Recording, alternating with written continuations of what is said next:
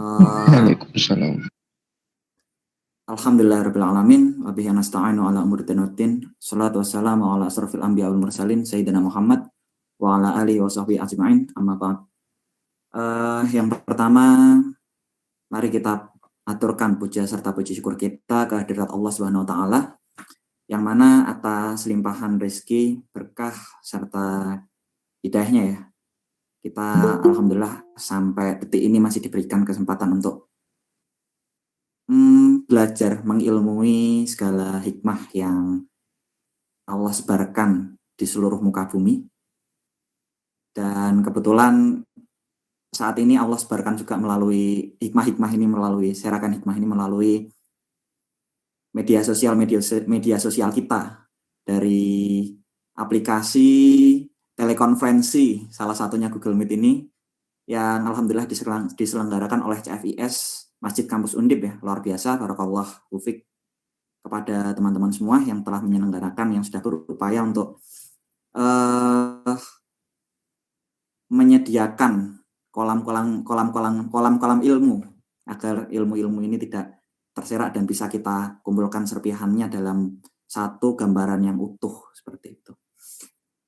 Kemudian sholat serta salam kita aturkan kepada Nabi kita, Rasul kita, Nabi Muhammad SAW, yang atas upaya kerasnya, atas perjuangan beliau, kita sampai saat ini masih merasakan hidayah Islam, masih merasakan manis dan indahnya beriman dan berislam. Walaupun mungkin saat ini kita agak kurang puas ya dengan agenda keberagamaan kita yang mungkin saat ini masih terbatas karena pandemi ya. Saya kira forum ini pun juga dilaksanakan di aplikasi telekonferensi ini juga karena keterbatasan yang disebabkan oleh pandemi, tapi di tengah himpitan seperti ini saya pikir sudah sangat luar biasa ya, karena pada akhirnya dari upaya-upaya seperti ini kita kelak insya Allah, saya yakin ya, kita kelak insya Allah bisa mempersaksikan apa yang kita lakukan pada sore hari ini, apa yang telah kita upayakan pada sore hari ini kepada junjungan kita, kepada Rasul kita, agar kelak kita diberikan syafaatnya di yaumil akhir nanti insya Allah. Dan semoga dengan upaya kita ini pun Allah perkenankan untuk turunkan rahmatnya, turunkan kasih sayangnya, sehingga pandemi ini bisa segera berakhir dan kita diberikan kesempatan lagi untuk bersua kembali. Amin. Kita buka ya forum diskusi kita, forum ilmi kita, forum kajian kita pada sore hari ini dengan bersama-sama membaca bacaan basmalah. Bismillahirrahmanirrahim. Kemudian setelah ini ada apa ini? Ada tilawah ya, ada tilawah dari perwakilan panitia. Ya, saya kurang tahu nih siapa nih. Ya, tapi ya saya serahkan aja langsung kepada panitia. Monggo pada panitia waktu dan tempat untuk bertilawah dipersilahkan. Oke, saya Mas. A'udzu billahi minasy syaithanir rajim.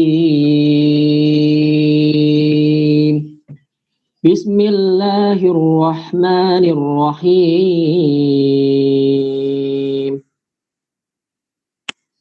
Walillahi ma fis samawati wa ma fil ard wa ilallahi turja'ul umur. Kuntum khaira ummatin ukhrijat lin-nasi ta'muruna bil ma'ruf wa tanhauna 'anil munkari wa tu'minuna billah. Walau amana ahlul kitabi lakana khairan lahum minhumul mu'minuna wa aktsaruhumul fasiqun. La yadurrukum illa adza wa yuqatilukum yuwallukumul adbar thumma la yunsarun.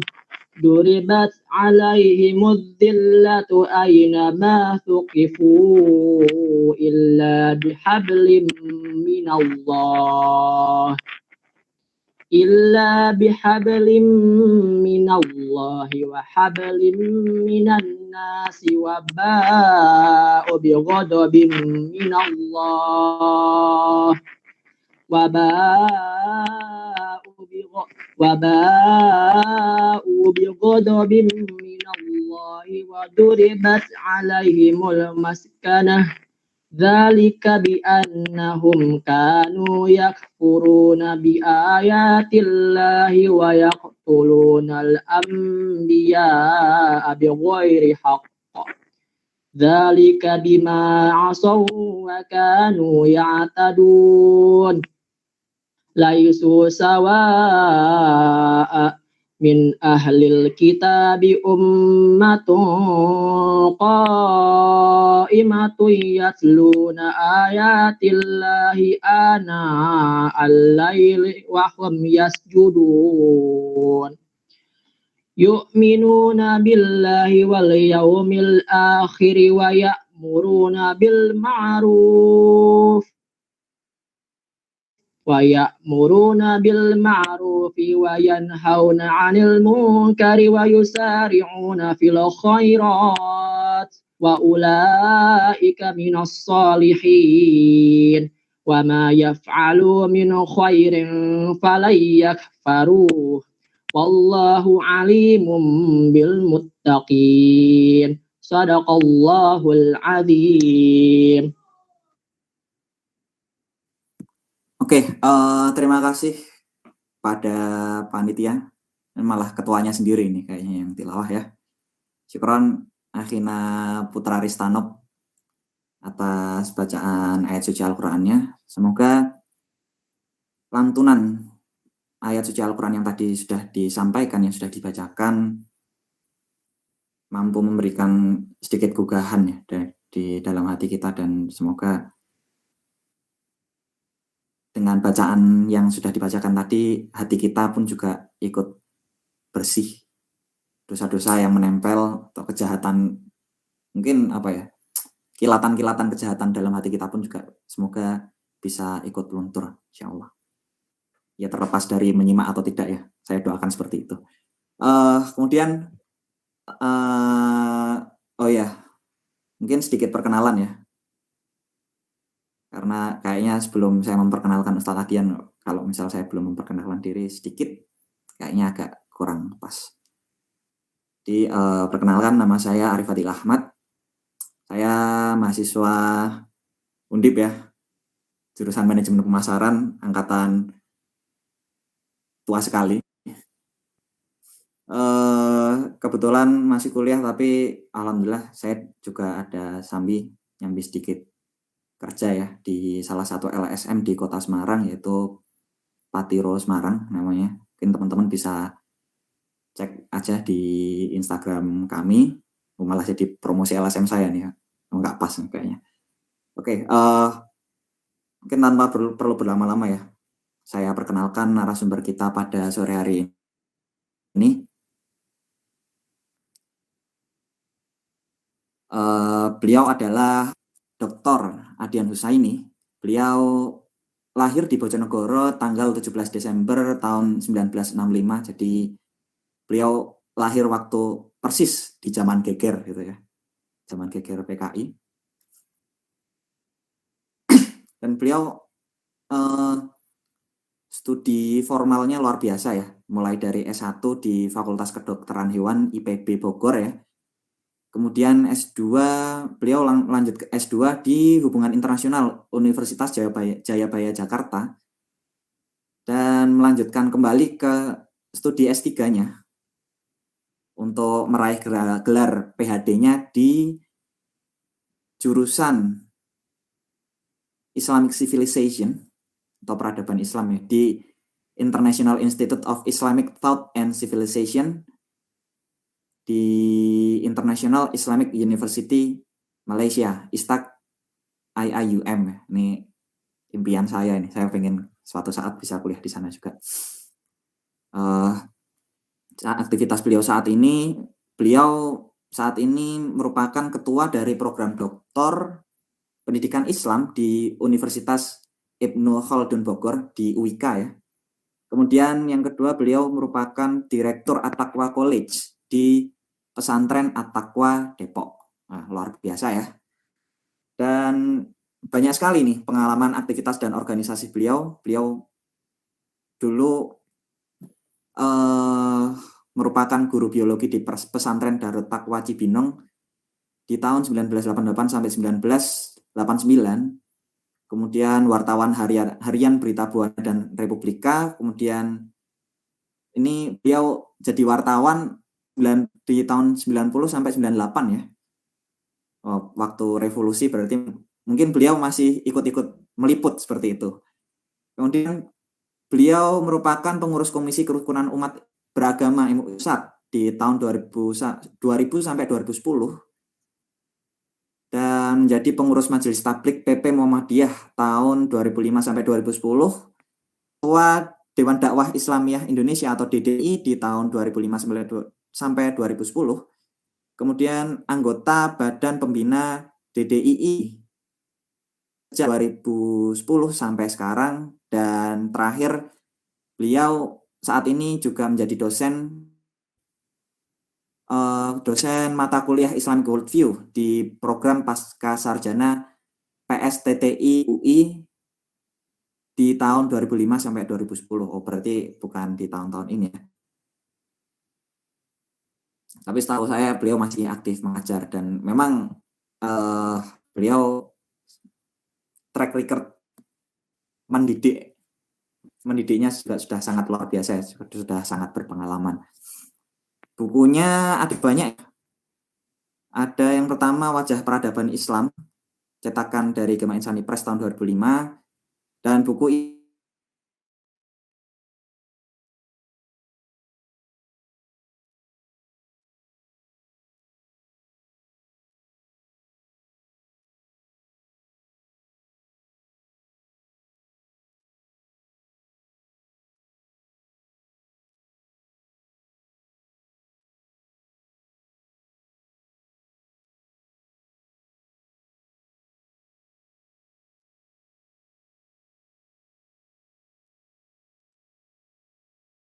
Gemilang menuju Negara Hidayah 2045, cetakan YPI At-Taqwa Depok tahun 2018. Kemudian yang terakhir Perguruan Tinggi di Era Disrupsi, cetakan YPI At-Taqwa Depok tahun 2019. Bukunya sebenarnya lebih banyak lagi daripada yang ditulis. Teman-teman bisa cari dan bisa beli juga karena punya bagus-bagus ya, insya Allah. Kemudian beliau juga mendapatkan penghargaan sebagai tokoh perbukuan Islam di Islamic Book Fair tahun 2020. Beliau sudah menikah ya tentunya, dengan 1 istri dan 7 anaknya. Ya, luar biasa sekali nih beliau, sepak terjang dan kontribusinya yang sudah disampaikan, yang diberikan pada umat. Dan kebetulan saya punya salah satu bukunya, Wajah Peradaban Islam ini. Buku ini luar biasa ya, mungkin bisa jadi sedikit pembuka buat tema kita pada sore hari ini, karena di buku Wajah Peradaban Islam ini beliau juga banyak menunjukkan adanya konfrontasi intelektual saat ini, dan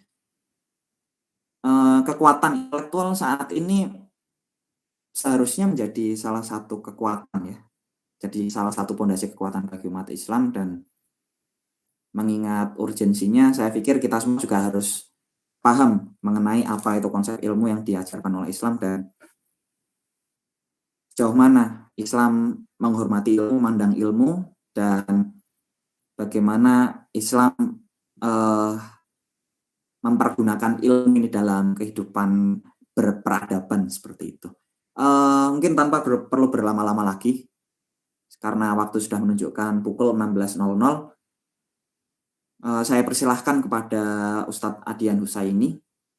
Waktu dan tempat dipersilahkan. Monggo Ustadz.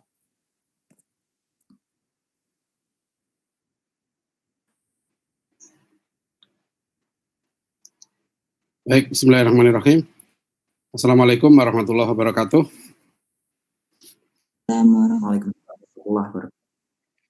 Alhamdulillah. Assalamualaikum warahmatullahi wabarakatuh. Assalatu wassalamu ala asyrafil anbiya'i wal mursalin Sayyidina wa maulana Muhammadin wa ala alihi wa sahbihi ajma'in, amma ba'd. Rabbi shrah li sadri wa yassir li amri wal 'uqdatam min lisani yafqahu qawli. Pertama, saya mungkin nanti minta maaf karena tidak bisa terlalu lama ya. Jadi kalau bisa nanti mungkin jam 5:15 lah maksimal itu sudah selesai. Saya coba untuk presentasi ini sekitar 40 menit gitu ya. Setelah itu kita diskusi insya Allah kalau ada pertanyaan. Ini suara saya bisa didengar nggak ya? Bisa? Bisa. Insya Allah. Oke ya. Baik, bismillahirrahmanirrahim. Jadi materi yang kita bahas ini konsep ilmu dalam Islam ya. Ya terus silahkan saya baca slide aja, saya terangkan satu-satu. Nah baik, kita sering mendengar ya hadis Rasulullah SAW, thalabul ilmi faridotun ala kulli muslimin. Ya, mencari ilmu itu wajib bagi setiap muslim.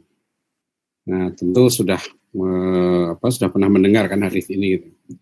Nah kalau boleh saya coba tanya gitu ya, siapa yang bisa jawab? Kan Nabi perintahkan kita cari ilmu. Ya, pertanyaan saya dalam hadis itu ya, ilmu di situ ilmu apa yang wajib dicari?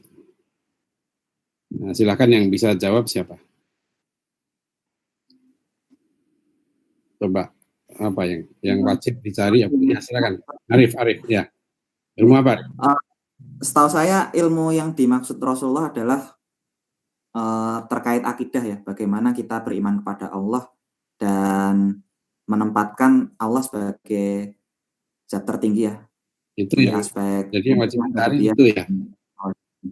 Arif tadi jurusan apa? Pemasaran ya? Iya, Ustaz. Tadi, ya. Belajar pemasaran itu wajib nggak? Tergantung Ustaz, kalau memang kita fokus bisa fokus di sana dan bisa banyak memberikan kontribusi buat umat di bidang pemasaran, saya pikir ya sah-sah aja dan bisa jadi ilmu pemasaran saya malah jadi wajib seperti itu Ustaz, untuk dipelajari oleh saya khususnya. Jadi setiap muslim loh, hadisnya tadi begitu. Ya kan? Ya. Thalabul ilmi faridatun ala kulli muslimin. Mencari ilmu itu wajib bagi setiap muslim. Maka tadi saya tanya kan, kalau ilmu pemasaran itu wajib bagi setiap muslim nggak? Kalau untuk wajib setiap muslim nggak, Ustaz. Nah, makanya jadi dalam hadis itu ilmu apa yang wajib dicari? Ilmu agama, Ustaz, akidah khususnya. Ilmu agama atau ilmu akidah? Akidah. Akidah saja. Akidah. Terus ilmu syariah? Ya enggak. Syariah juga, Ustaz. Syariah juga. Ya. Terus apa lagi? Dan lain ilmu sebagainya kedokteran wajib dicari nggak? Untuk wajibnya sendiri sih, setahu saya enggak sih, Ustaz. Wah, ilmu kedokteran nggak wajib dicari. Nah ini nih ya, ini penting ini. Jadi gimana kita ini yang sederhana saja ya, Nabi perintahkan cari ilmu. Nggak ada Nabi perintahkan kuliah di Undip, itu nggak ada. Ya, jadi kalau Nabi perintahkan cari ayam, kan harus tahu ayam apa yang harus dicari ya kan. Nah kalau kita diperintahkan sholat, kan harus tahu definisi sholat apa, ya caranya bagaimana, sehingga kita bisa menjalankan kewajiban. Nah inilah yang aneh, saya sering tanya, bahkan yang sudah S3 gitu ya, saya tanya, ilmu apa sih yang wajib dicari gitu. Nah itu ternyata nggak dipelajari. Jadi aneh juga, jadi belajar berpuluh tahun ya, belasan tahun dari TK kadang sampai S1 gitu ya. Malah yang diwajibkan nggak dipelajari. Yang diwajibkan itu apa? Tahu definisinya ilmu. Karena itu yang diperintahkan Nabi, cari ilmu. Ya, sebab kalau tidak tahu, ya gimana mau menjalankan kewajiban? Ya, jadi kalau kita disuruh kamu cari ayam gitu kan, mesti kita harus tahu ayam itu apa. Ya. So kalau nggak tahu nanti dia ketemu bebek, ya kan nggak tahu sih apa yang diwajibkan disuruh cari ayam, ya kan bukan cari pecel. Nah ini penting ya karena masalah ilmu ini ternyata menjadi masalah yang terpenting ya dalam kehidupan umat Islam sekarang ini. Inilah yang nanti Profesor Said Naqib Alatas waktu konferensi pendidikan Islam pertama di Kota Mekah tahun 77 sudah mengingatkan bahwa the biggest challenge of Muslim today is the challenge of knowledge. Ya, tantangan terbesar atau terberat yang dihadapi umat Islam sekarang ini tantangan ilmu. Nah, salah satunya karena itu bahkan definisi ilmu itu tidak dipahami. Ya, akhirnya orang Muslim tidak bisa menjalankan kewajibannya. Orang disuruh cari ilmu, gitu kan? Dia cari sekolah. Yang fatal lagi nanti menganggap bahwa kalau sudah bersekolah, sudah kuliah, itu nganggap dia sudah mencari ilmu. Padahal di sekolah dan di kuliah itu belum tentu dia mendapatkan ilmu yang diwajibkan. Bahkan dia bisa mendapatkan ilmu yang diharamkan. Ya, sebab mencari ilmu itu ada yang diwajibkan, ada juga ilmu yang sunnah, ada juga ilmu yang mubah, ya, ilmu untuk meneliti, ya kan, siapa sih pemain bola yang terbaik sekarang ini, gitu kan.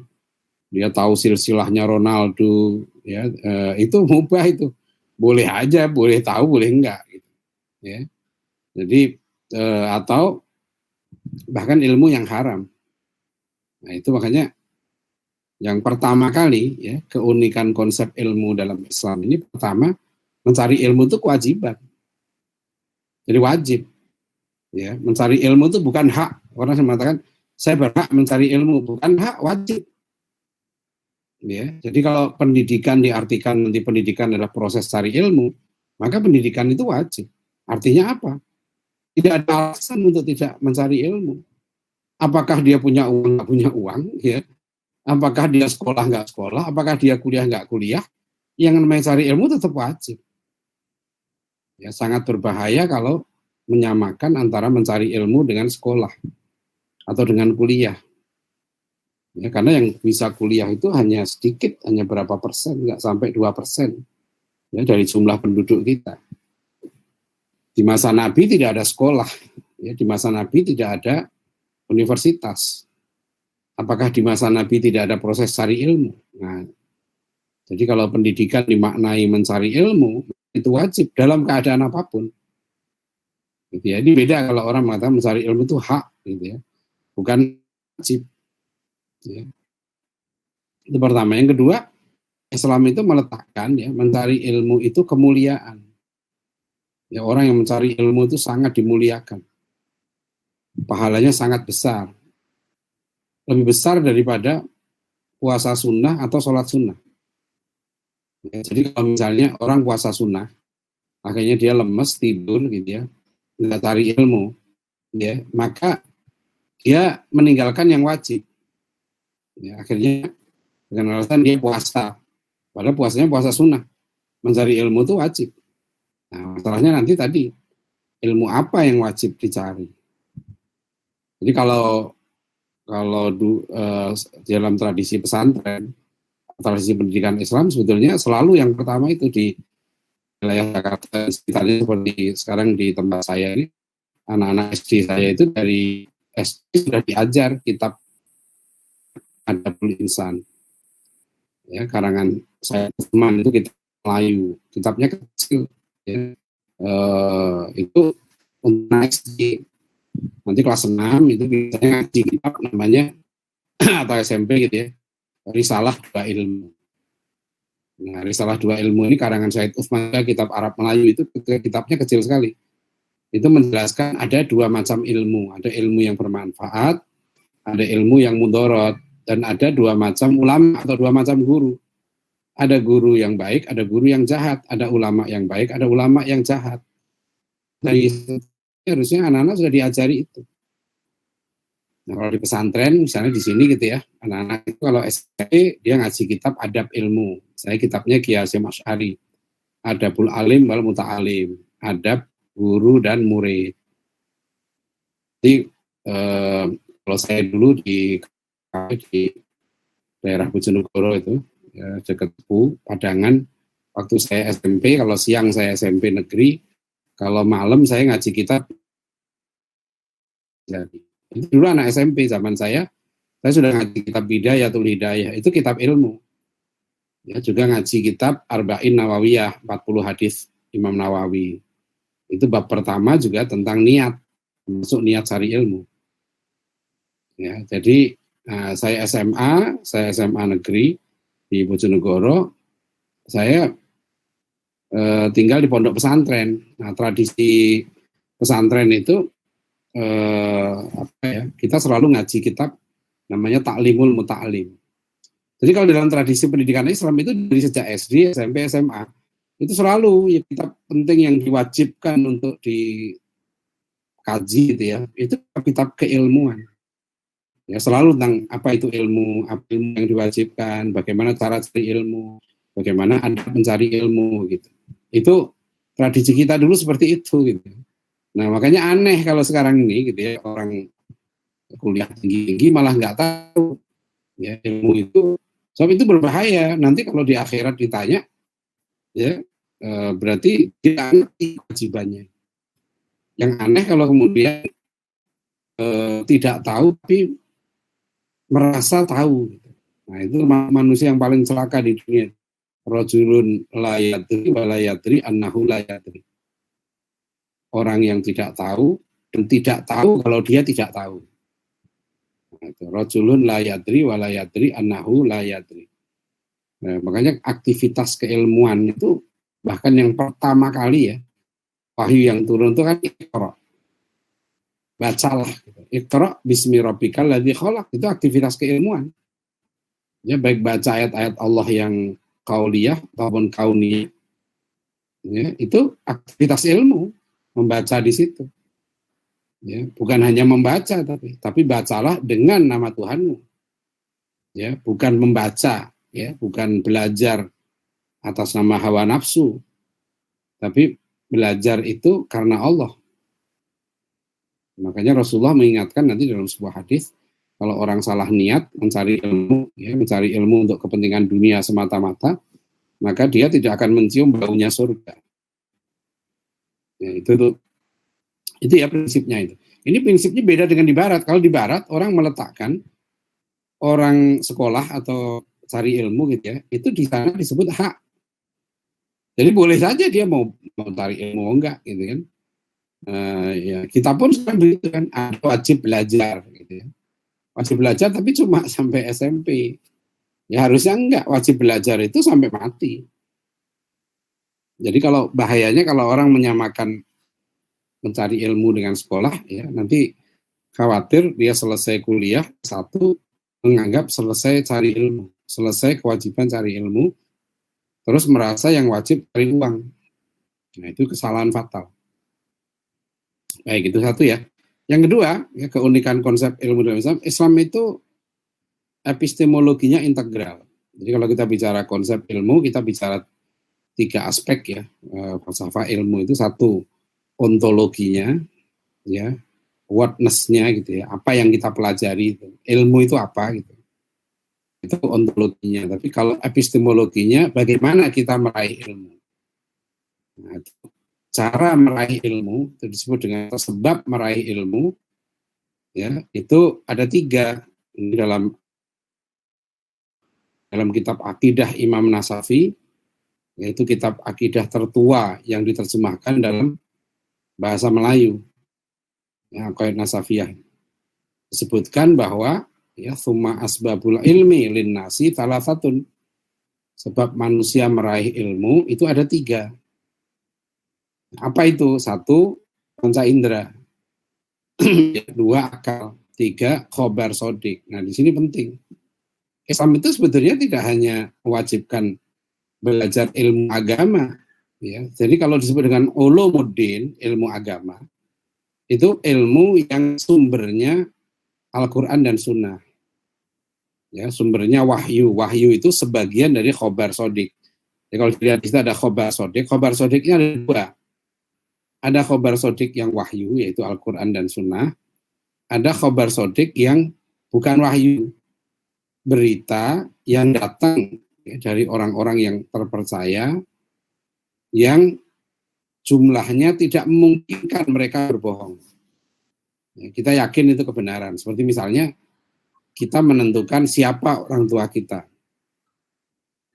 Menentukan siapa orang tua kita itu dasarnya khobar sodik. Kita tahu di Semarang ini misalnya pernah ada seorang ulama besar, guru dari pendiri NU dan Muhammadiyah, yaitu Kiai Haji Hasyim Asy'ari dan Kiai Haji Ahmad Dahlan, yaitu Kiai Soleh Darat. Itu orang Semarang. Nah, kita tahu tentang Kiai Soleh Darat itu dari khobar, namanya khobar sodik. Itu ya, jadi kita tahu ada di perang di Ponorogo, tahu ada orang namanya Bung Karno, ada Panglima Besar Sudirman, itu semua dari khobar sodik. Itu kita tidak ragukan lagi kebenarannya. Presiden Indonesia pertama Bung Karno, meskipun kita nggak pernah ketemu Bung Karno, gitu, tapi kita yakin Bung Karno itu pernah ada di Indonesia. Itu namanya khobar sodik, ya, khobar sodik. Nah, jadi kemudian dengan panca indera ini juga melahirkan ilmu. Ilmu yang lahir dari panca indera disebut dengan empirical knowledge, ilmu-ilmu empiris. Nah, di sini lahir termasuk sebagian ilmu pemasaran, ya, ilmu manajemen, ilmu kedokteran, ilmu farmasi, ilmu metalurgi, ya, ilmu kuliner, itu dari panca indera. Itu ilmu juga, ya. Ilmu itu maknanya kepastian.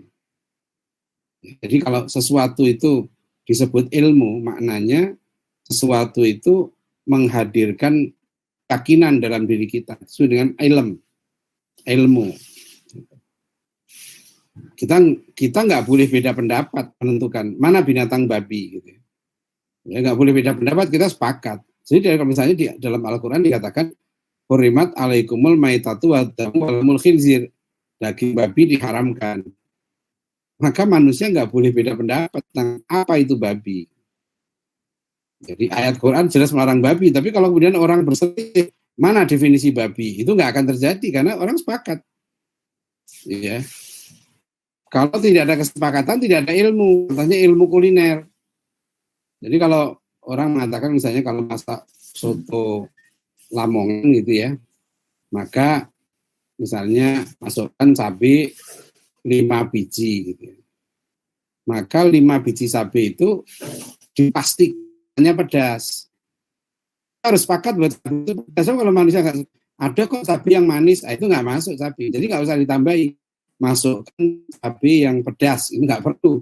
Sama dengan misalnya masukkan garam 2 sendok. Garam itu sudah disepakati asin gitu. Ya, karena kalau dia tidak asin tidak garam, itu namanya substance-nya.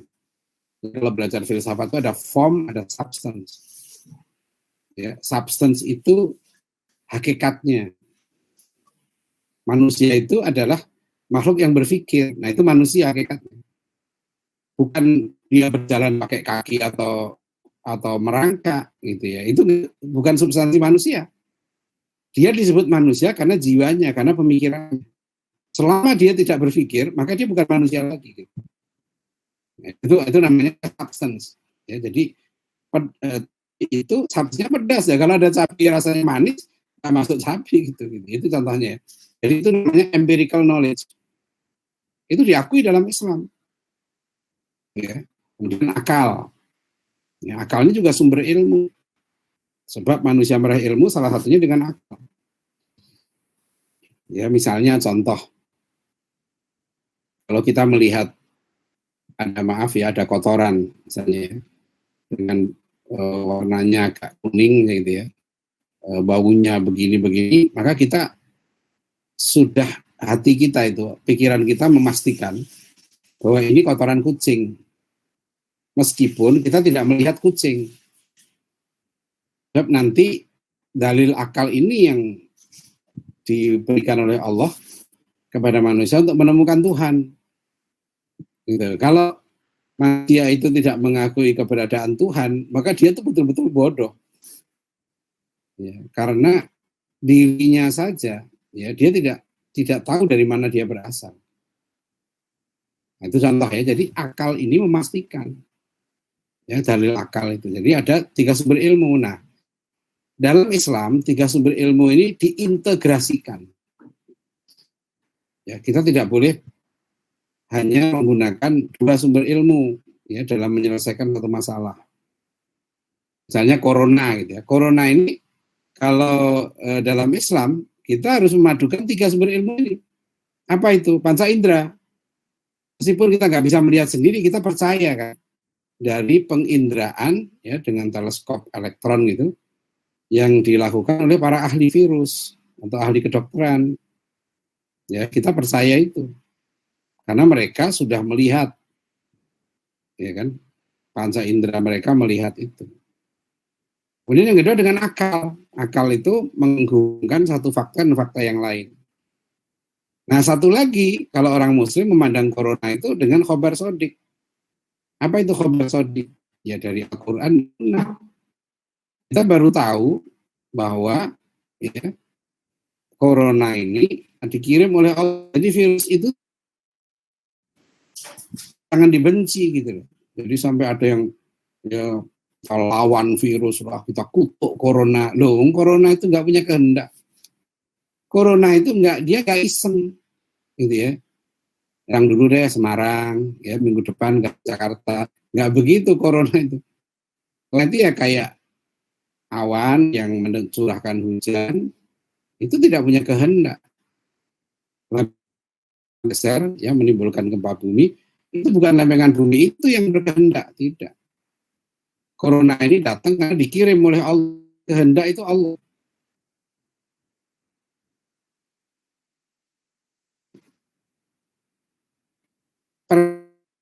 Corona itu didapat bukan dari panca indera, tapi dari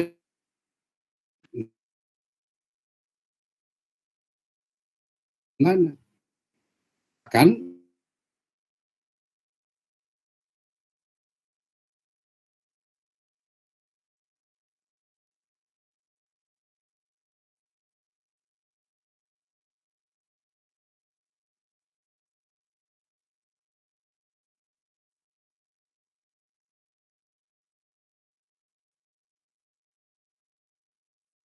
khobar sodik. Apa pendekatan khobar sodik itu? Misalnya ya kan dengan sholat duha, ya kan, sholat tahajud. Insya Allah nanti Pak Presiden jam 3 pagi nanti insya Allah kita doakan ya. Itu tiap jam 3 pagi muncul di TV, ajak kita mari semua ya kita sholat tahajud bersama.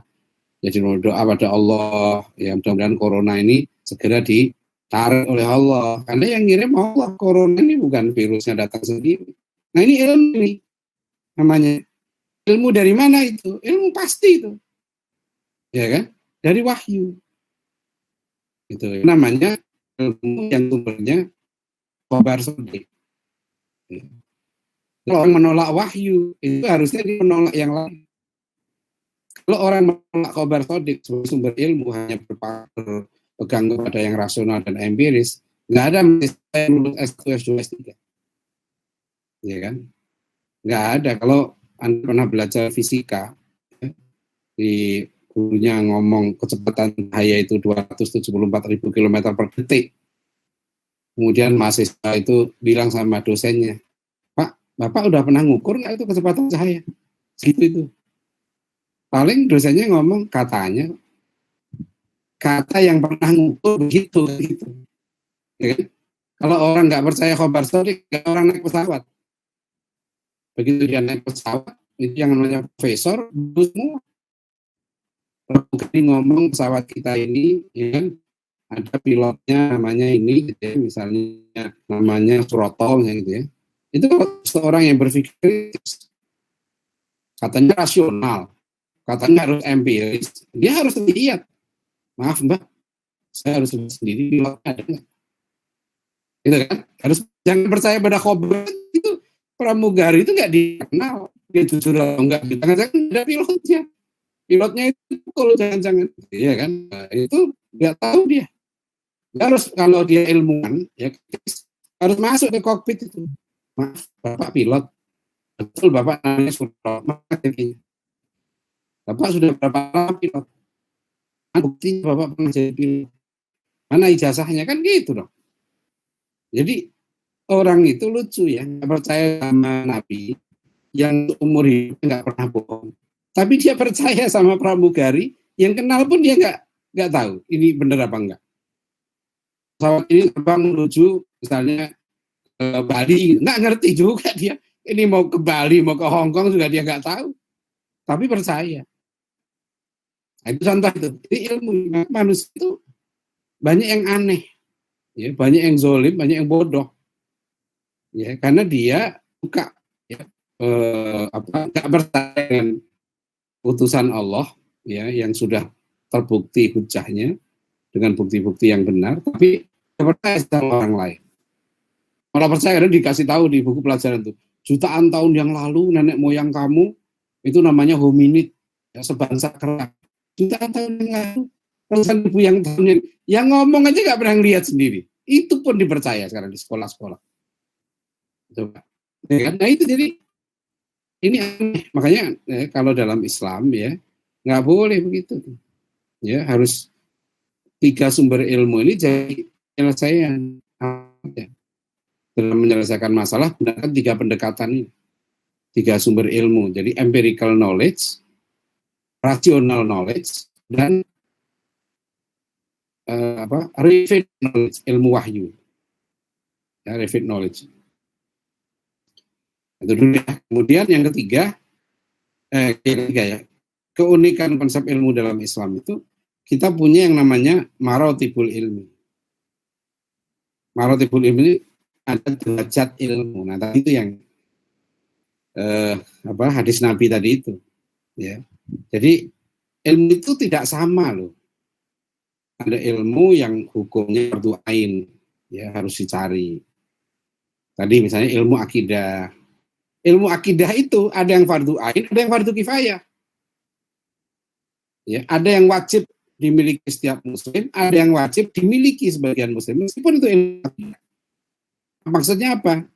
Ilmu untuk kita beriman dan mempertahankan iman kita, ya, sekedar kita beriman, itu fardu ain hukumnya. Tapi kalau dia menjadi pakar di bidang akidah, ya, dia tahu semua dalilnya, dia ngerti juga kemusyrikan, tahu paham yang merusak iman secara detail, ya, itu fardu kifayah, itu nggak perlu sendiri jadi ilmuwan di bidang akidah. Jadi ilmu akidah yang tinggi, ya, sampai dia menjadi ilmuwan di bidang akidah, itu hukumnya fardu kifayah. Hanya perlu dimiliki oleh sebagian muslim. Ya, ada marotibul ilmi. Jadi makanya dalam pendidikan, ya, itu seharusnya yang pertama ilmu itu fardu ain itu diutamakan. Baru yang kedua ilmu fardu kifayah, baru yang di bawahnya ilmu yang sunnah, yang mubah. Ya, jangan sampai ada ilmu yang haram yang diajarkan. Ilmu yang nanti, ya, mengajari untuk orang musyrik gitu ya pada Allah, ya, mengakui asal usul manusia dari kera, itu ilmu yang bertentangan dengan Al-Quran. Ya, ilmu sebetulnya itu ilmu yang haram diajarkan, apalagi yang ngajarkan, ya, dan sebagainya. Jadi itu ada marotibul ilmi, nggak sama. Ya, kita kalau mau mencari ilmu harus ada derajatnya. Ilmu apa yang kita prioritaskan? Ya, marotibul ilmi. Nah, kemudian yang keempat, apa kekhasan ilmu dalam Islam itu? Penekanan adab dan akhlak sebelum ilmu. Ya, bahkan ini sebetulnya adalah prinsip, ya, pendidikan yang pertama dalam Islam. Ya, mendahulukan adab sebelum ilmu. Jadi seharusnya kalau mengikuti konsep pendidikan Islam, anak yang masuk ke universitas itu harus dipastikan adab dan akhlaknya baik.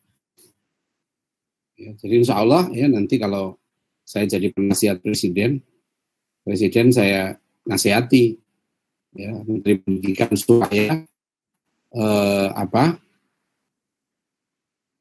tes masuk perguruan tinggi yang terpenting itu tes akhlak atau tes adab, gitu, tes ibadah.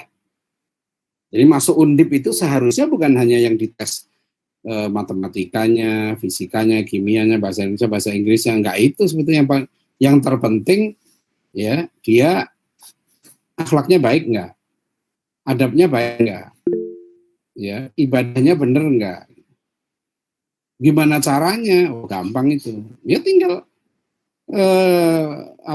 kalau kita nggak bisa neliti, langsung kasih surat pernyataan saja. Ya, kalau dia Muslim, tinggal dia buat surat pernyataan. Ya, apakah kamu kayak tes kejujuran gitu loh, ya kan? Nanti dia tanda tangan di atas materai sambil sumpah, ya, sumpah laknat. Jadi kalau saya berbohong, maka saya akan dilaknat 7 turun. Allah nggak 5 waktu, saya bisa ngaji, saya bisa ini. Itu semua harus dites. Gitu. Jadi nggak benar tuh masuk Undip, ya, masih ada yang belum bisa ngaji, sholatnya belum benar, gitu. Nggak benar itu. Itu salah, itu nggak sesuai dengan konstitusi. Karena konstitusi kita mengatakan, ya, pendidikan kita itu harus meningkatkan keimanan dan ketakwaan serta akhlak mulia. Jadi harusnya anak lulus SD yang fardu ain, itu dia sudah harus bisa sholat, karena Rasulullah perintahkan anak itu umur 7 tahun sudah mulai sholat. 10 tahun nggak sholat, orang tuanya sudah disuruh mukul ya Rasulullah. Artinya 10 tahun itu sudah wajib bisa sholat. Wajib berarti ngajinya benar, gitu. Wajib wudhunya benar, wajib toharohnya benar. Harus sudah belajar di situ 10 tahun. Ini udah 18 tahun masuk perguruan tinggi, banyak yang belum. Jangan di kampus umum, di kampus saya aja di UIK, itu masih banyak anak muslim masuk perguruan tinggi, sholat belum benar, ngajinya belum bisa, kan aneh itu. Ya, ini kok dibiarkan, ini nyalai UUD 45 ini, pasal 31 ayat 3. Jadi nggak boleh, adab dan akhlak itu didulukan sebelum ilmu. Apa sebab kalau enggak? Kalau tidak ini diperhatikan, di tingkat perguruan tinggi, ya, mahasiswa nanti belajar ilmu-ilmu yang tinggi. Ya, kalau ilmu itu tidak didasari dengan akhlakul karimah, maka akan lahir ilmuwan-ilmuwan yang jahat. Orang berilmu yang jahat itu lebih berbahaya dibandingkan dengan orang bodoh yang jahat. Dia akan menggunakan ilmunya untuk kejahatan, kan itu yang sekarang jadi masalah. Ya, jadi harus Anda usulkan gitu ya kepada Pak Rektor Undip gitu ya, supaya ya paling enggak kalau bukan masuknya lulus Undip itu ke depan, kalau dia muslim dijamin ya sholatnya benar, akhlaknya benar, ya ngajinya benar, adabnya benar. Itu ya harusnya begitu. Karena memang untuk mencegah ilmuwan yang jahat itu. Nah, itu ya, jadi ini dulu online-nya. Jadi waktunya udah mau habis, pelan-pelan dikit-dikit, yang penting ada manfaatnya. Ya, terus silakan diteruskan slide-nya. Nah ini ya, Rasulullah SAW diperintahkan Allah untuk selalu minta tambah ilmu. Ya, jadi maknanya apa sih? Maknanya jangan sampai ada waktu terbuang tanpa ilmu bertambah. Ya, karena umur itu sangat berharga, waktu itu sangat berharga. Ya. Nah terus slide-nya teruskan. Ya. Nah ini perintah Rasulullah. Salullaha ilman nafi'an wa ta'awwadhu billah min ilmin la yanfa'. Mintalah kamu kepada Allah ilmu yang bermanfaat. Dan mintalah perlindungan kepada Allah dari ilmu yang bermanfaat. Kita dikasih doa oleh Rasulullah SAW. Allahumma inna nas'aluka ilman nafi'an wa rizqan thayyiban wa amalan mutaqabbala. Nah, sekarang kalau coba saya tanya, apa definisi ilmu yang bermanfaat di situ? Kan kita minta doa, ya Allah, berikanlah aku ilmu yang bermanfaat gitu. Terus apa itu artinya ilmu yang bermanfaat? Ini kan kita Rasulullah perintahkan gitu kan, kamu carilah ilmu bermanfaat. Bahkan kita berdoa, tapi kalau nggak ngerti aneh kan, loh. Misalnya ya Allah berikanlah aku, ya kan, misalnya uang untuk bisa bayar SPP gitu ya. Tapi nggak ngerti uang itu apa, kan aneh. Kita disuruh doa, minta ilmu manfaat, tapi nggak ngerti apa definisi manfaat. Nah, sekarang pernah nggak selama sekolah sama kuliah dosennya ngajarin definisi ilmu yang bermanfaat? Karena ini doa kita tiap hari. Dan itu yang diperintahkan Nabi, mencari ilmu yang bermanfaat. Mintalah kamu kepada Allah ilmu yang bermanfaat. Apa coba? Apa definisi ilmu yang bermanfaat yang diperintahkan Nabi ini apa? Kalau enggak dosa loh ini. Ini termasuk hal yang wajib yang nanti di akhirat akan ditanya. Ya, karena Rasulullah sudah perintahkan, kita tidak jalankan.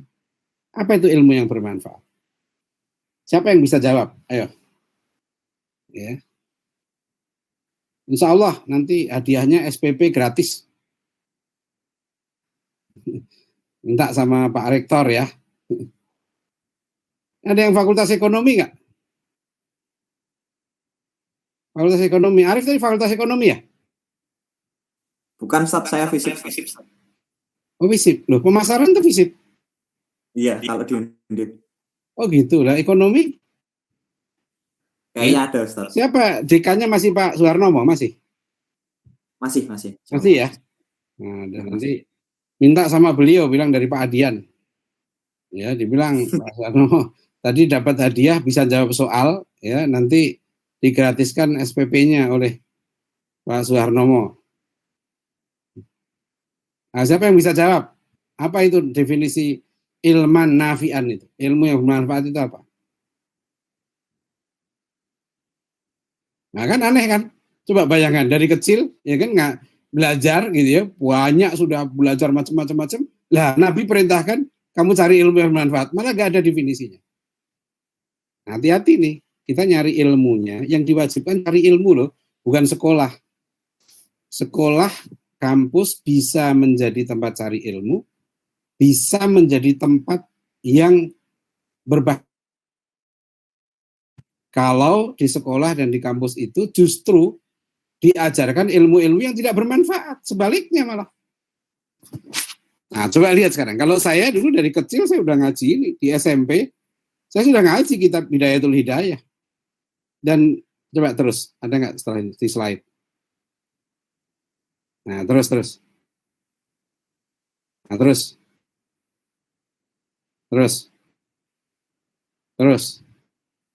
Nah, terus. Terus. Ya, belum terus. Ya, terus. Ya, terus. Nah, ini. Jangan. Ini kalau saya dulu ngaji ini waktu saya SMP. Itu sudah ada. Harusnya anak-anak itu diajari ini karena misalnya Nabi diperintahkan cari ilmu, harus tahu apa itu ilmu gitu. Ilmu yang wajib dicari adalah ilmu yang bermanfaat. Apa definisi ilmu yang bermanfaat? Nah ini definisinya. Al ilmu an-nafi'u huwa ma yazidu fi khaufika minallahi ta'ala. Ilmu yang bermanfaat adalah ilmu yang menambah ya rasa takutmu kepada Allah Subhanahu wa taala. Jadi kalau dia belajar banyak ilmu tapi nggak tambah takut pada Allah, tambah takut sama dekan, tambah takut sama rektor, tambah takut sama menteri, tambah takut sama presiden, nggak takut sama Allah, durhaka sama Allah, nggak takut, berarti ilmunya nggak manfaat. Meskipun dia dokter, profesor, ya, itu ilmunya nggak manfaat karena tidak menambah rasa takut kepada Allah.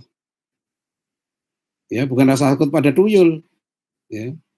Kemudian yang kedua apa itu? Wa yazidu fi basiratika bi uyubi nafsika. Ilmu yang bermanfaat itu adalah ilmu yang menambah ketajaman mata hatimu untuk memahami cacat-cacat jiwamu. Nah, jadi jiwa kita ini ada penyakit-penyakitnya. Penyakit malas, penyakit sombong, penyakit dengki, ya, penyakit riya. Itu penyakit-penyakit jiwa itu. Nah, ilmu yang manfaat itu ilmu yang menambah ketajaman mata hati kita untuk mengenali ya cacat-cacat diri kita itu. Ya. Nah, itu. Kemudian yang ketiga, wa yazidu fi ma'rifatika bi ibadati rabbika azza wa jalla. Ilmu yang bermanfaat itu ilmu yang menambah ya ma'rifatmu, pengenalanmu untuk beribadah kepada Allah Subhanahu wa taala. Jadi orang yang ilmunya manfaat itu dia semakin mengenal ya cinta untuk beribadah pada Allah. Nah, kemudian ilmu yang bermanfaat apa? Wa yuqallilu min rugbatika fid dunya. Ilmu yang bermanfaat itu ilmu yang memperkecil ya kecintaanmu kepada dunia. Nah, jadi kalau dia makin tinggi ilmunya, gelarnya makin panjang, ya jabatannya makin tinggi. Nah, tapi dia tidak tapi dia semakin cinta dunia, semakin serakah jabatan, ya, dia ilmunya nggak manfaat. Ya, naudzubillah. Kemudian wa yazidu fi rugbatika fil akhirah. Ilmu yang bermanfaat itu ilmu yang semakin meningkatkan kecintaan kepada akhirat. Nah itu dan seterusnya. Jadi itu contoh ya. Jadi kalau kita belajar gitu ya harusnya mencari ilmu itu runut sesuai dengan yang diperintahkan oleh Allah dan Rasul-Nya. Ya kalau tidak nanti di akhirat kita bertanggung jawab. Jadi bukan asal keinginan kita. Ya, jadi bukan asal sekarang ini banyak ya anak-anak nyari ilmu karena gengsi. Ya, karena keren nih kuliah di sini gitu kan. Nah, karena kuliah di sini nanti bisa cepat dapat uang gitu kan. Katanya jurusan favorit. Ya, jurusan favorit itu apa sih yang disebut favorit sampai sekarang tuh? Ya, jurusan yang diduga kuat alumninya itu mudah ya mencari kerja. Dan memang itu yang dimaui pemerintah. Karena kalau kita buat program studi termasuk dinilai ranking universitas itu dari situ. Salah satunya linearismenya antara lulusannya dengan pekerjaannya. Dan juga masa tunggu dari lulusannya untuk dapat kerja. Saya udah berapa kali usulkan ke Menteri Agama gitu ya. Ya saya usulkan di kampus kita itu harusnya dibuka gitu ya. Sarjana istri solehah. Itu belum ada jurusannya. Kan aneh. Dianggap jadi sarjana ibu ideal. Apa itu? SII. Nah, jadi sarjana suami baik SSB. Harusnya begitu ada itu. Ya, jadi nggak ada sekarang yang ada sarjana kelautan, sarjana komputer gitu kan, karena menganggap ya seolah-olah ya belajar itu hanya untuk cari makan. Ya, saya kalau di beberapa kampus saya ngisi wisuda saya bilang ya hati-hati loh ya jangan jadi sarjana monyet. Apa itu sarjana monyet? Ya, sarjana monyet itu ya kuliah hanya untuk bisa cari makan. Ya, kalau itu tujuannya, ya saya bilang hati-hati karena monyet itu untuk bisa makan saja tidak perlu kuliah. Ya, jadi dan karena saya kuliah saya kedokteran hewan, itu nggak ada monyet stres nggak dapat kerja itu nggak ada. Monyet itu tetap santai-santai aja. Ya, jadi itu manusia aja yang resah. Ya, nanti lulus mau kemana bingung. Ya, jadi akhirnya pendidikan itu menanamkan ketakutan-ketakutan. Lulus TK takut gak diterima di SD favorit. Lulus SD favorit takut gak diterima di SMP favorit. Lulus SMP favorit takut gak diterima di SMA favorit. Begitu dikasih zonasi sama pemerintah, banyak yang bingung. Lulus SMA favorit takut gak diterima di perguruan tinggi favorit. Gitu ya. Jadi akhirnya ya ketakutan. Ya, sudah diterima di perguruan tinggi favorit, ya takut nanti nggak dapat kerja. Sudah dapat kerja, takut nggak dapat jodoh. Ya, dan seterusnya. Jadi takut terus gitu. Ya, hidupnya nggak bahagia.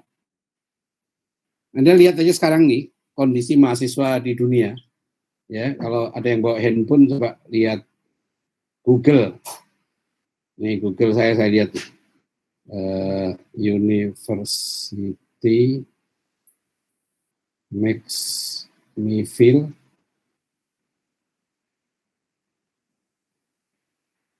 aneh. Jadi kalau sekarang ini, mana nih layarnya nih? Ya, nah nih. Jadi kalau sekarang ini Google, klik aja, University makes me feel, yang keluar apa ini? Seluruh dunia nih. Ya, feel stupid. Ya, feel depressed. Feel like a failure. Feel depressed. University makes me cry. Nah, ini sekarang yang Anda lihat aja, klik Google gitu, University make apa gitu. Nggak ada yang makes me happy kan di situ. Jadi di global ini tiap hari bisa dicek ya kondisi kejiwaan mahasiswa secara global. Jadi universitas sekarang itu ini dari Google. Tiap hari Anda bisa cek University makes me apa tadi? Nah, feel itu. Nah itu. Stupid, depressed, ya, like a failure, depressed, makes me cry. Ya, jadi nggak ada yang makes me happy gitu ya. University ini. Bahkan tahun 2000 berapa kemarin itu? 19 atau 20 tuh berita di mana? Masih ada nggak itu? Di kampus tuh saya lihat dulu.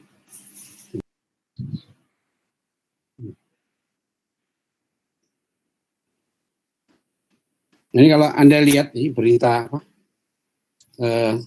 Ini berita tahun berapa? 2019 lihat nih.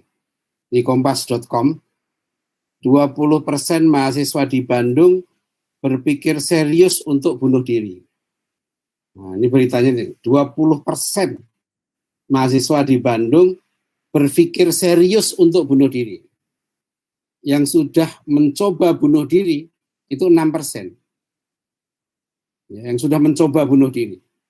Yang stres, depresi 31%. Saya nggak tahu di Semarang berapa persen surveinya. Ya, jangan-jangan lebih tinggi dari Bandung. Ya, jangan-jangan ya, perlu disurvei nih di mahasiswa di Bandung. Jadi kenapa kondisi seperti ini? Ya karena ya orang mempelajari ilmu yang tidak membawa kepada kebahagiaan tadi. Jadi sekarang apalagi kan orang disuruh ini, kamu harus begini, belum nanti keluarga. Berapa orang yang saya ketemu mahasiswa itu merasa bingung.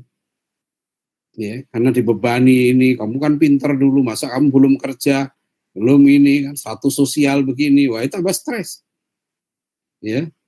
Kalau perempuan nanti udah lulus R1 24 tahun, belum kawin, kerja dulu, nanti baru dapat kerja 26 tahun. Ya, 28 tahun belum dapat jodoh juga. Ya, ini hati-hati nih ya, kita masuk di era di mana di tingkat depresi itu semakin tinggi. Saya dapat laporan dari beberapa dosen di beberapa kampus bahkan di Jakarta. Itu mahasiswa yang mengalami apa ya, stres gitu, semakin meningkat angkanya. Nah, ini contoh ya. Jadi kenapa begitu? Karena ilmu yang dipelajari tidak membawa pada kebahagiaan. Gitu. Jadi ilmu yang dipelajari itu salah, itu problemnya. Dia salah belajar ilmu. Ya, jadi saya ini pelan-pelan ya, slide-nya ini banyak sekali, tapi itulah sekedar konsep ilmu dalam Islam yang seharusnya kalau orang Islam itu belajar ilmu yang benar, itu membawa kepada kebahagiaan, membawa kepada ketenangan hidup. Jadi ilmu yang terpenting yang kita pelajari itu harus mengenalkan kita kepada Tuhan kita. Sebab hidup ini yang paling penting, ya, kebahagiaan paling tinggi itu kalau kita kenal Tuhan kita. Kenapa sih orang itu ya, kamu aja mahasiswa gitu ya, begitu kamu dikenal oleh rektor Undip, ya Mas Arief misalnya gitu kan, tiba-tiba ditelepon oleh Pak Rektor, ya terus besok pagi diajak sarapan di rumahnya. Baru dikenal oleh rektor aja, sudah nanti akan cerita kemana-mana. Oh saya kemarin diajak ini, itu baru rektor. Nanti diajak sarapan sama menteri, dikenal oleh menteri, luar biasa. Apalagi dikenal oleh presiden kan. Itu kalau saya dulu di istana, saya dulu wartawan di istana zaman Pak Harto sekitar 4 tahun, ya 4-5 tahun saya jadi wartawan di istana. Jadi saya biasa naik pesawat kepresidenan, jalan dengan presiden ke Italia, ke Yordan, ke Thailand. Jadi saya nggak kaget kalau kenal presiden, kenal jenderal, kenal menteri, udah biasa. Tapi saya tahu kalau orang yang nggak biasa, wow itu baru ketemu presiden itu luar biasa. Dianggap apalagi orang dulu dikenal sama Barack Obama aja, ini bayangkan dia dikenal oleh pemilik alam semesta ini. Dia kenal dengan Sang Maha Pencipta. Itu kebahagiaannya luar biasa. Itu yang kita cari, ilmu yang membawa kepada kebahagiaan hidup. Nah itu, jadi kalau kondisi ya, mahasiswa sekarang global seperti itu, hati-hati. Ada yang salah itu dengan ilmu yang dipelajari. Ya. Nah begitu. Saya kira di sini dulu lah ya, nanti kapan-kapan dilanjutkan lagi. Insya Allah gitu ya. Nah silahkan kalau ada diskusi, ya masih ada waktu sekitar 20-an menit lah ya, atau 25 menit itu sah. Ya, Assalamualaikum warahmatullahi wabarakatuh. Waalaikumsalam warahmatullahi wabarakatuh. Luar biasa ya penyampaian dari Ustadz Ardiansyah ini, yang mana mungkin kita banyak dihajar dari berbagai aspek yang mendasar ya dalam kehidupan keilmuan kita ya.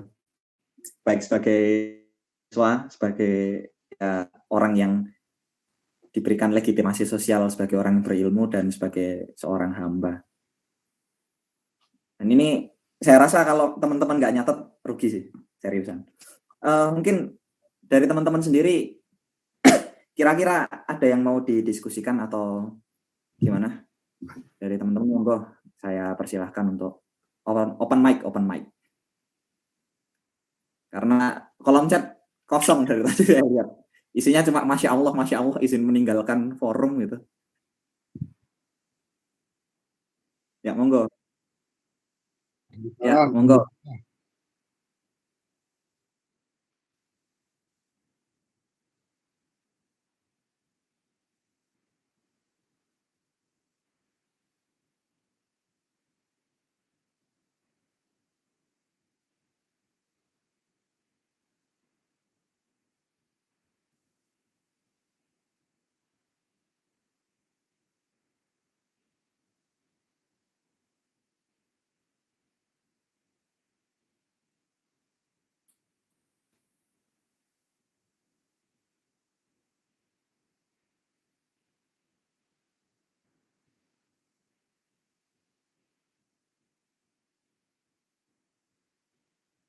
Ya baik, sudah ya, langsung saya jawab aja.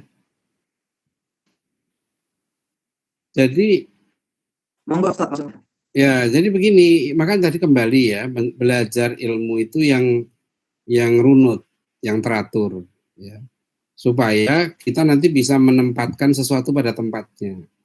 Itu nanti yang belum sempat saya bahas, itu namanya adab. Jadi, makanya Umar bin Khattab mengatakan, ta'adabu thumma ta'allamu. Beradablah kamu, kemudian berilmulah kamu. Ali bin Abi Thalib juga mengatakan, ya, maknaku anfusakum wa ahlikum naro, jaga dirimu dan keluargamu dari api neraka, itu adibuhum wa allimuhum. Beradablah kamu, kemudian berilmulah kamu. Itu yang tadi saya bilang. Jadi kalau belajar itu beradab dulu, gitu loh. Jadi ilmu pertama yang harusnya kita pelajari ini adalah ilmu tentang adab. Adab itu apa sih? Ya adab pada Allah. Sopan santun adab itu. Sopan santun pada Tuhan. Seperti Luqman mengajar anaknya dalam surat Luqman ayat 12 sampai 19 itu. Yang pertama itu diajarkan adab pada Allah. Jangan menyekutukan Allah. Gitu kan? Yang kedua, ya kan, adab pada orang tua. Ya, ketiga, ya adab, ya adab ihsan, ya, sikap ihsan, selalu yakin ya diawasi oleh Allah. Ya, kemudian adab untuk selalu berusaha menegakkan kebenaran, menegakkan sholat dan menegakkan kebenaran. Ya, kemudian adab kepada sesama manusia. Itu adab itu. Sekarang ini informasi melimpah ruah. Nah, kalau kita tidak dibekali dengan ilmu, ya, makanya kalau saya ngajar di pesantren ini, yang saya ajarkan tingkat maksimal atau paling lambat tuh SMA. Ya. SMA itu saya ngajar namanya Islamic Worldview. Ya, itu sampai S1, S2, S3 saya ngajar Islamic Worldview. Jadi pandangan hidup Islam. Nah, itu kita harus tahu. Yang pertama kita wajib pelajari itu apa sih? Pelajari itu kita kenal siapa Tuhan kita, ya kan? Sifat-sifatnya bagaimana, apa kewajiban kita pada Tuhan kita itu. Ya, mengenal ma'rifatullah itu. Kita harus kenal. Mengenal Allah itu melalui apa? Melalui ciptaannya. Ya, melalui ayat-ayatnya, ayat yang qauli maupun yang kauni. Kita harus kenal Rasulullah. Kenal Allah kalau tidak kenal utusannya. Nah, di situ harus belajar kita sirah Nabi.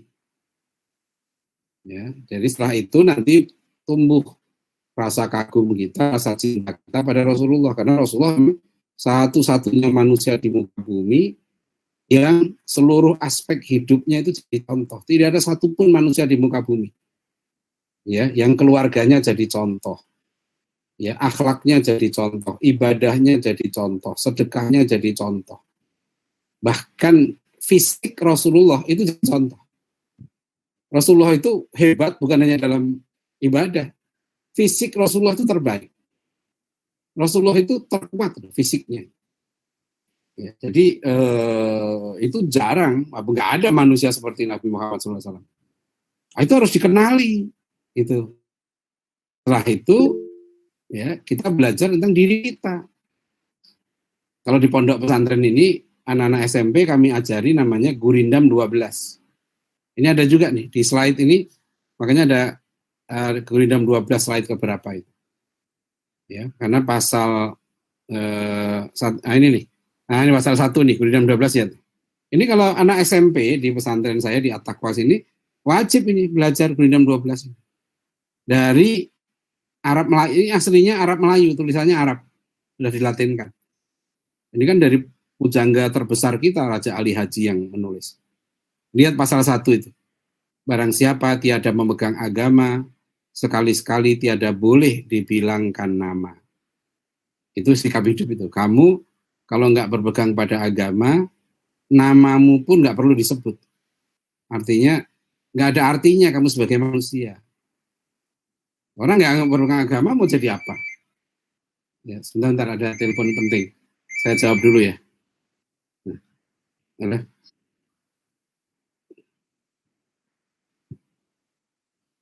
jadi begitu ya. Lihat dulu, barang siapa mengenal yang 4, maka iaitulah orang yang ma'rifat. Apa yang 4 harus kita kenali pertama ini? Barang siapa mengenal Allah, suruh dan tegahnya tiada ia menyalah. Kenali Tuhanmu. Siapa Tuhanmu? Dia tidak akan mau menyalahi perintah dan larangan Allah. Yang kedua, barang siapa mengenal diri, maka mengenal akan Tuhan yang bahri. Kenali diri kita. Siapa kita ini sebenarnya? Dari mana kita berasal? Ya. Sebentar ya, maaf saya jawab dulu telepon saya.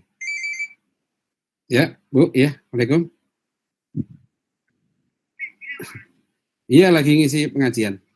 Sebentar. Gung ini ngomah. Iya. Iya. Iya. Wis sampai itu paketnya. Ya, selanjutnya mengenal kita yang penting itu ya. Siapa diri kita ya. Kemudian yang ketiga, barang siapa mengenal dunia, taulah ia barang yang terperdaya. Ya, kita kalau mengkaji Al-Qur'an ya, tadarus Al-Qur'an itu. Apalagi Ramadan kemarin kalau sempat menghatamkan itu, kita akan tahu banyak sekali Al-Qur'an itu menjelaskan hakikat dunia. Betapa dunia itu barang yang hina. Ya, maka disebutkan barang siapa mengenal dunia, taulah ia barang yang terperdaya. Banyak orang yang tertipu dunia. Mengejar kekuasaan, mengejar harta, mengejar macam-macam yang itu fata morgana. Ya kan, orang yang mengejar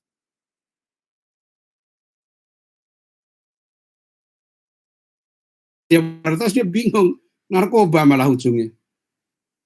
Ya, jadi itu tahu kenali dunia. Yang terakhir, barang siapa mengenal akhirat, taulah ia dunia itu mudarat. Jadi 4 hal ini kata Raja Ali Haji. hidup kita akan bahagia kalau kita mengenal betul 4 hal ini. Kenali Allah, kenali diri kita, kenali hakikat dunia, kenali hakikat akhirat. Nah, tadi itu makanya kan ilmu yang bermanfaat itu di situ. Nah, itu caranya. Jadi supaya kita nggak bingung menyikapi berbagai macam informasi ini, tenang aja karena kita sudah punya pegangan. Nah, kalau kita belajar agamanya salah, belajarnya metodenya tidak menarik, ya kan? Yang dari dulu yang diajari cuma rukun iman ada 6, gitu kan? Rukun apa namanya? Rukun Islam ada 5, gitu ya. Rukun sholat begini, kering itu. Ya, kenapa? Karena orang menganggap belajar agama itu sambilan. Kalau dia belajar fisika, kimia, matematika, bahasa Inggris, itu harus serius. Gitu kan? Karena orang sekarang lebih cari gelar. Saya baru, kan di pesantren saya bikin kampus. At-Taqwa College itu kan baru Agustus yang lalu, belum setahun. Ada mahasiswanya, sekarang ada anak saya sendiri nomor 5. Anak saya sekarang nomor 5, saya bilang, kamu nggak usah kuliah di UI, kampus kita lebih bagus. Kampus saya namanya At-Taqwa College.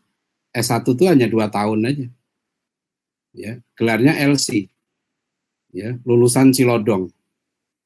Karena tempatnya di Cilodong, Depok. Di LC ya bilang gitu kan. Kita nggak pakai gelar. Jadi kalau ada yang ke sini mau kuliah nanya gelarnya apa? Tidak ada gelar di sini. Kalau nyari gelar nggak ke sini. Ke sini kamu nyari ilmu, mau jadi orang baik. Ya, nanti kita buktikan. Saya bilang gitu. Saya kalau ditanya di kota Depok ini kan ada UI, sekarang ada UI 3, Universitas Islam Internasional Indonesia. Tapi kalau saya ditanya, meskipun mahasiswanya 14 orang, sekarang ini saya ditanya, kampus terbaik di Depok, saya bilang kampus saya. Saya nggak bilang di Indonesia, di kota Depok. Loh kan di Depok ada UI. Nah kan saya bilang di kota Depok, kampus terbaik At-Taqwa College, kampus saya. Loh kan ada UI, ya itu bukan urusan saya. Kenapa UI ada di Depok? Ya, kalau saya ditanya yang terbaik mana kampus saya? Apa buktinya? Loh anak saya kuliah di sini, anak saya 16 tahun sudah nulis buku tentang peradaban. Sekarang dia 17 tahun terbit buku kedua tentang reformasi pendidikan. Saya bilang ke anak saya, lah kalau kamu pinter, saya kuliahkan di UI, enakan UI dong, saya bilang gitu. Rugi saya nanti yang dapat nama UI. Jadi sekarang saya begitu kalau saya punya anak 7, nomor 1 dulu Gontor, sekarang di IPB. Anak saya nomor 2 di Al-Azhar, Kairo. Anak saya nomor 3 perempuan, sekarang guru sejarah di pesantren. Dia dulu di pendidikan sejarah, sekarang dia S2 di UI, umur 20 tahun. 21 tahun sekarang dia S2 di pendidikan ilmu sejarah di UI. Anak saya nomor 4 di UNS. Nah itu jadi 4 anak saya itu kuliah di kampus-kampus luar. Nah mulai anak nomor 5, saya bilang, rugi saya kalau anak saya pinter kuliah. Nah, saya bikin kampus sendiri. Waktu saya bikin kampus gak ada gedungnya sampai sekarang. Anak saya nanya, gedungnya di mana? Saya bilang, gedungnya di kepala saya. Saya yakin kok. Nah, saya ngajari dosen-dosen S3. Ya kan, saya ngajar S3. Lah, ngapain anak saya serahkan ke orang lain? Nah, itu itunya. Terus gelar gimana? Alah, sekarang banyak kuliah online. Itu gampang. Iya, tapi sebentar lagi saya share bukunya. Dia udah nulis 4 buku, umur 18 tahun. Ini buku keempat mau terbit. Saya edit bukunya ini. Baru selesai, sekarang sudah dicetak. Dia 17 tahun sudah presentasi paper di Amerika, di Turki, di Swedia. Ya, 17 tahun. Sekarang umurnya 18 tahun, mau 19 tahun. Udah nulis buku keempat. Dia padahal oleh wali kota Medan dinobatkan sebagai duta lingkungan. Ya, bahasa Inggrisnya bagus. Ada blognya juga dia motivator juga. Itu ibunya dosen, bapaknya sarjana teknik elektro. Ya. Tapi aneh ini, dia sudah punya ijazah SMA, nggak mau masuk ke kampus yang dianggap favorit, malah ke At-Taqwa. Padahal di sini sebenarnya nggak ada gelarnya dan nggak gratis, di sini bayar. Kamu kalau ke sini, kenapa begitu? Karena saya yakin, saya udah belajar ini, ya bahwa ilmu yang dipelajari itu harus melahirkan kebahagiaan. Dan yang penting lagi, ilmu yang kita pelajari itu melahirkan kecintaan kepada ilmu. Jadi saya ketemu ibunya seorang dosen konsultan pendidikan. Itu dia setuju yang paling pertama harus difahami anak itu apa? Islamic worldview. Al-Quran itu turun dulu mengubah bangsa Arab dari bangsa yang tidak dikenal di peta sejarah, di peta peradaban dunia, menjadi bangsa terbaik di dunia. Itu setelah turun Al-Quran itu. Apa yang diubah oleh Al-Quran itu? Cara berpikir. Cara berpikir bangsa Arab itu yang salah satunya cara berpikir meletakkan ilmu di tempat yang tinggi. Sahabat Nabi itu orang-orang yang haus ilmu. Mereka menghafal, mereka menulis. Kalau mereka ketinggalan satu majelis Rasulullah, mereka kejar itu. Nah itu ciri itu. Kalau bangsa yang seperti ini menang. Bangsa mana saja? Bangsa Yahudi lihat. Bangsa Jepang, bangsa Barat. Kenapa mereka jadi bangsa besar? Karena tumbuhnya budaya ilmu. Nah, sekarang orang mau kuliah mau cari apa? Mau cari makan. Nah, sekarang itu saya udah perhatikan lulusan UI, lulusan ITS, lulusan ITB, lulusan Madinah, kerjanya sama sekarang, jualan online. Tapi worldview-nya nggak dipelajari, justru itu yang keliru. Jadi kalau tadi nanya, gimana cara informasi? Ini informasi sekarang ini melimpah. Yang sekarang ilmu yang kita perlukan apa? Ilmu memahami informasi. Mana ini informasi yang fardu ain, mana yang fardu kifayah, mana yang mubah, mana yang sunnah, mana yang ilmu yang merusak, mana ilmu yang mudorot, mana ilmu yang manfaat. Nah itu yang penting. Itu adab. Ya, jadi bukan hanya punya ilmu, tapi yang lebih penting ilmu tempatnya. Itu kalau saya di pesantren ya dulu tuh, kita diajari itu bukan hanya belajar ilmu, cara ngeletakkan buku aja diajari. Cara naruh buku yang baik itu seperti apa? Cara numpuk buku yang beradab itu seperti apa?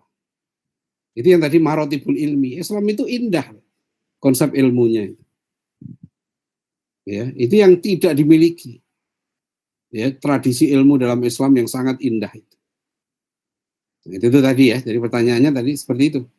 Ya, di tengah informasi yang melimpah sekarang ini justru sekarang enak sekali kita mau cari apa ya? Ya, mau cari itu video saya tentang pendidikan itu lebih dari 50. Ya, silakan lihat aja nanti Adian Husaini TV ada namanya.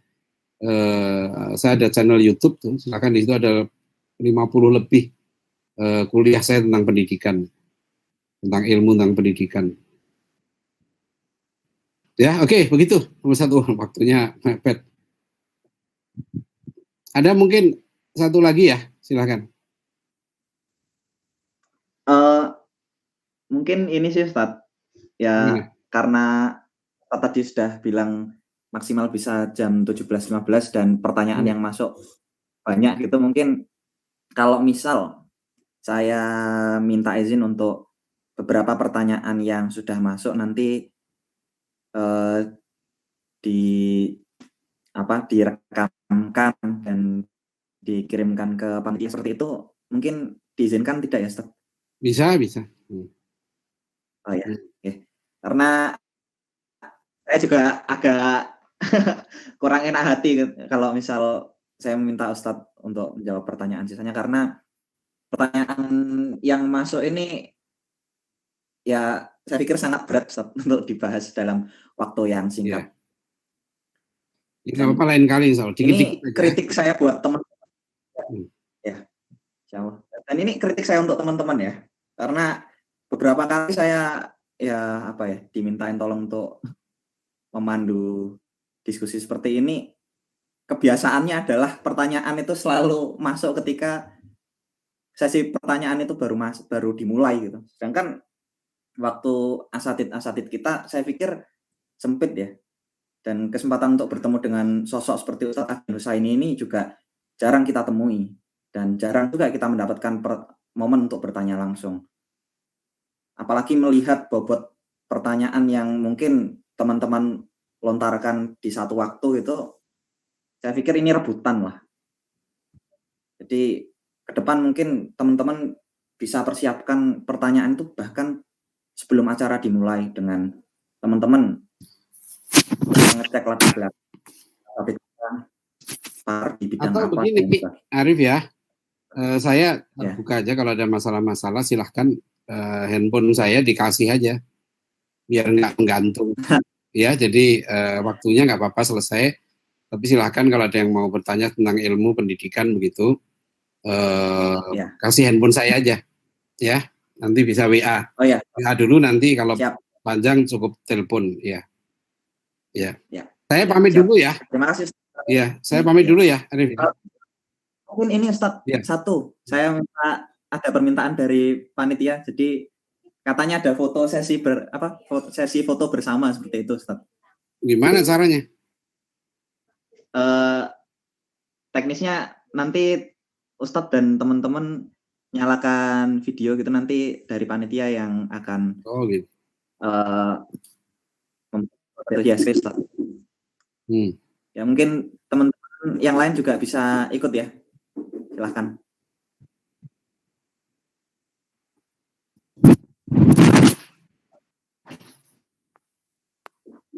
Ya monggo kesediaannya teman-teman, karena waktu kita juga sudah sangat mepet ya.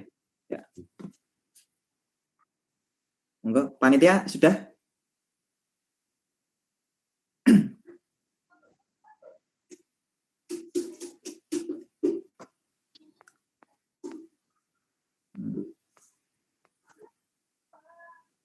Ya,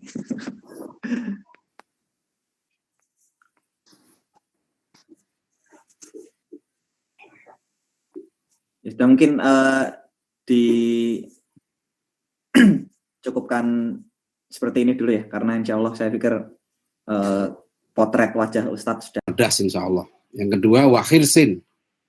Ya, untuk dapat ilmu harus haus, harus tamak ilmu. Semangat cari ilmu, harus merasa kehausan. Yang ketiga, wastibarin dan sabar. Dan yang keempat, wabulghotin, ada biaya, ada pengorbanan biaya. Itu biasa. Yang kelima, wa irsadi ustadzin, mencari ilmu itu ada bimbingan guru. Jadi nggak bisa baca sendiri, itu nggak bisa. Harus ada guru yang punya otoritas, ya pilih guru yang baik. Dalam setiap bidang kita harus mengenali guru yang baik. Ya, kita cari guru yang baik. Itu wa irsadi ustadzin. Dan terakhir, watuli zamanin, mencari ilmu itu lama. Jadi tidak hanya S1, S2, S3 gitu ya, itu nggak cukup. Memang panjang mencari ilmu itu, niatkan untuk mencari ilmu terus ya, dalam kehidupan. Insya Allah kalau kita sudah cinta ilmu, ya itu kita akan mencari ilmu. Ya, jadi begitu saja, mudah-mudahan semuanya kita dimudahkan Allah dalam meraih ilmu yang bermanfaat. Baik, terima kasih. Bila taufik walhidayah. Assalamualaikum warahmatullahi wabarakatuh.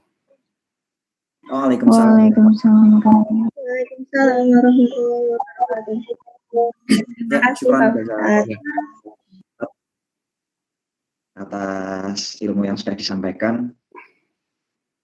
Harapannya mungkin ketika teman-teman pada kesempatan kali ini belum berkesempatan untuk mencatat, saya pikir ke depan di seri diskusi ilmi yang diadakan oleh CFIS di bulan-bulan ini ya, semoga kita semua bisa mencatat dan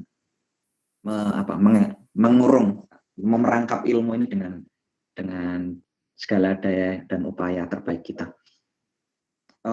Sedikit penutup dan mungkin sedikit sama sekalian sedikit mengulas ya, bahwa konsep ilmu yang ada di dalam Islam ini merupakan satu konsep untuk menghadirkan keyakinan atau kepastian, sehingga ada kesepakatan dan kesepakatan yang dimunculkan adalah kesepakatan untuk memahami segala sesuatunya dengan panca indera kita, dengan akal kita, dan dengan khobar sidik yang berasal dari wahyu dan bukan wahyu. Yang harapannya dengan trilogi trilogi epistemologi integral ilmu dalam Islam yang sudah disampaikan oleh Ustadz Adian Nusaini tadi, kita dapat mencerna informasi, mengonfirmasi informasi yang masuk ke dalam akal, ke dalam diri kita, dengan akal kita, dengan penginderaan kita, sehingga bisa selaras, bisa sesuai dengan khobar sidik tadi. Dan pada hakikatnya ini sekalian penutup dari saya. Mungkin saya ingin sedikit menggambarkan konsep ilmu yang tadi Ustadz sampaikan dengan satu kisah, satu cerita, satu novel yang dikarang oleh Paulo Coelho, judulnya The Alchemist, Sang Alkemis, yang ini kisahnya adalah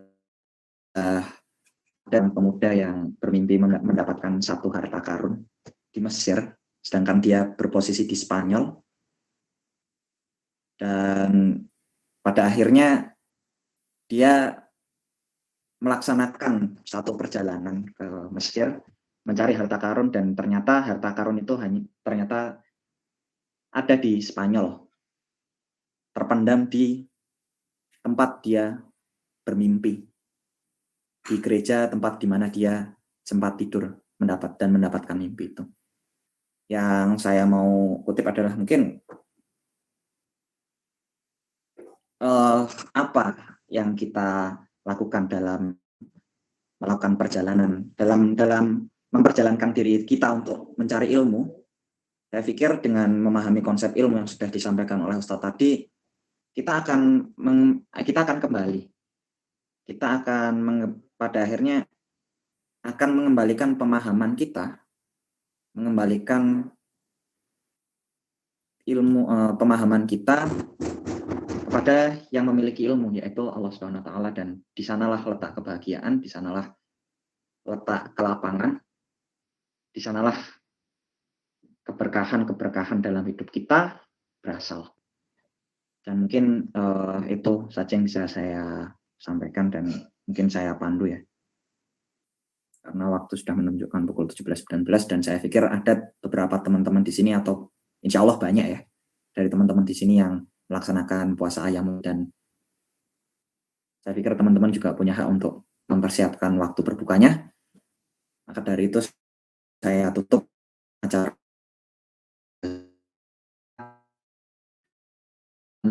Alhamdulillah.